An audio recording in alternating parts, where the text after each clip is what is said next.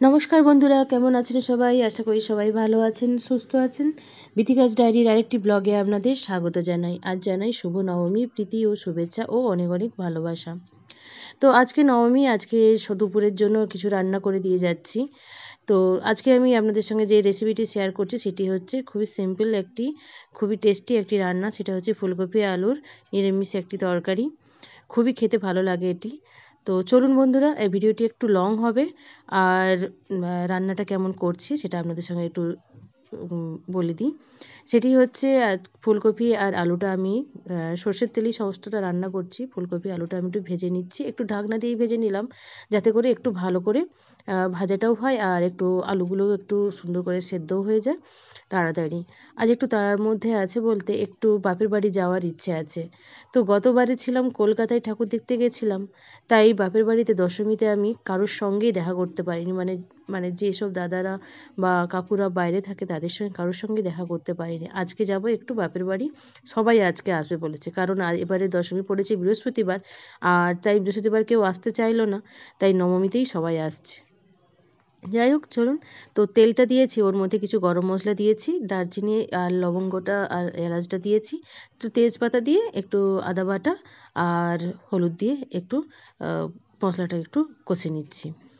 তো এরপরে আমি এর মধ্যে দিয়ে দেব টমেটো কুচি, আর ওর মধ্যে দিয়ে দেবো একটু লবণ। একটু তাড়াতাড়ি তাহলে টমেটোটা গলে যাবে। আর এই সময় টমেটো তো আগেও বলেছি টমেটোটা একটু শক্ত হয়। আর আমি সবসময় একটু শক্ত টাইপের টমেটো একটু কিনি। তার কারণ হচ্ছে একটু ফ্রিজে রেখে খেতে পারবো বলে। কারণ পাকা বেশি কিনে নিলে খুব তাড়াতাড়ি খেয়ে নিতে হয়, এই জন্য। সেই জন্য আমার টমেটোগুলো একটু শক্ত হয়, তাই একটু লবণ দিয়ে দিই। তো এর মধ্যে ঝাল লঙ্কার গুঁড়ো, লাল লঙ্কার গুঁড়ো, আর ধনে গুঁড়ো আর জিরে গুঁড়ো দুটোই দিয়ে সবগুলো মশলা দিয়ে দিয়েছি। এটা দিয়েই ভালো করে একটু কষিয়ে নেব। এখন হচ্ছে সবাই আমরা একা একা থাকতে অভ্যস্ত, ছোট ছোট ফ্যামিলি। কেউ জয়েন্ট ফ্যামিলিতে এখন খুবই কম সংখ্যক দেখা যায়। তো আমার বাপের বাড়ি হচ্ছে জয়েন্ট ফ্যামিলি, প্রায় 30 জনের মতো সদস্য। তো আজকে সবাই না এলেও কিছুজন বাদে আর বাকি সবাই আসছে, আর কিছু আত্মীয় স্বজনও আসছে।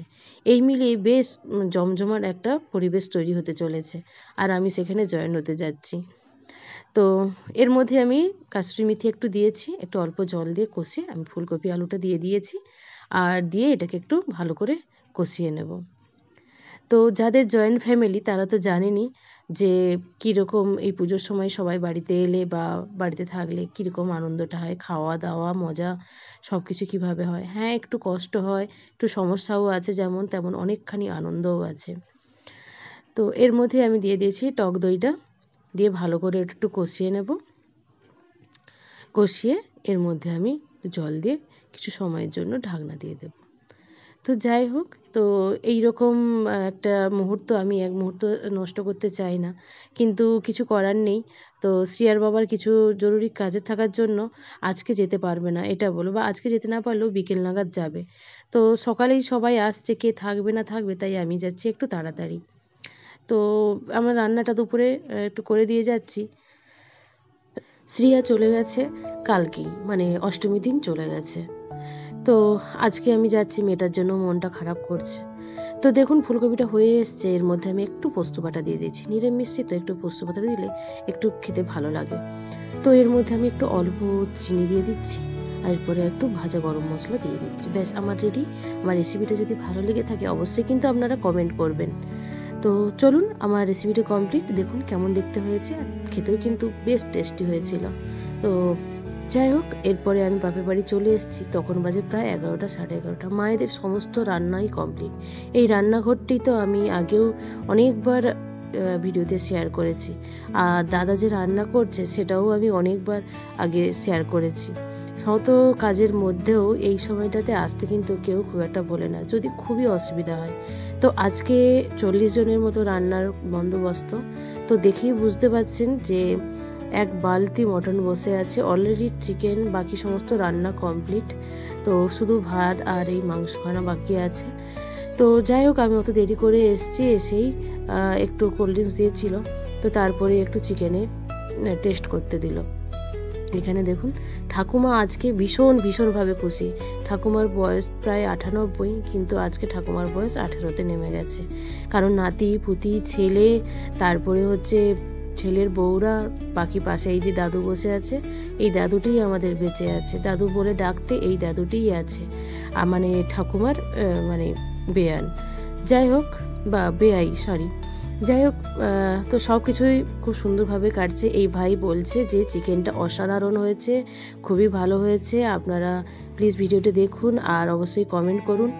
তো দেখুন কলাপাতা কাটা আছে আর সমস্ত রান্নাবান্নাও রেডি হয়ে গেছে। দুপুরে যাদের বয়স একটু বেশি তারা সবাই কিন্তু খেতে বসে গেছে। প্রথম পঙ্গত চলছে, দ্বিতীয় পঙ্গতে সবাই কলাপাতায় খাচ্ছে।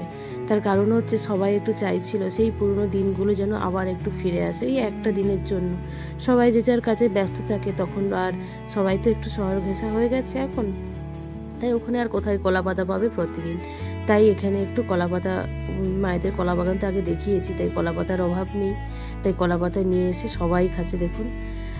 তো যাই হোক, এই ভিডিওটি যদি আপনাদের ভালো লেগে থাকে অবশ্যই কিন্তু কমেন্ট করে জানাবেন।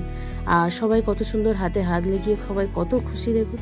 তাই বারবার আমার এই দিনটিতে ফিরে আসতে খুব ইচ্ছে করে। তো আপনাদের যাদের একান্নবর্তী পরিবার তারা কিন্তু অবশ্যই কমেন্ট করে জানাবেন যে আপনাদের দিনটি কেমন কাটলো। তো এই মুহূর্তে সবাই খাওয়া দাওয়া কমপ্লিট। ঠাকুমা সবাইকে গিফট তো কিনতে যেতে পারে না, তাই সবাইকে টাকা দিয়েই পুজোর মানে আনন্দটা উপভোগ করতে দেয়। মানে ঠাকুমা সব প্রত্যেক বছরই আমাদেরকে কিছু হাতে দেন ওনার আয় থেকে। তো যাই হোক বন্ধুরা, ভিডিওটি যদি ভালো লেগে থাকে অবশ্যই কমেন্ট করে জানাবেন। ভালো থাকবেন, সুস্থ থাকবেন।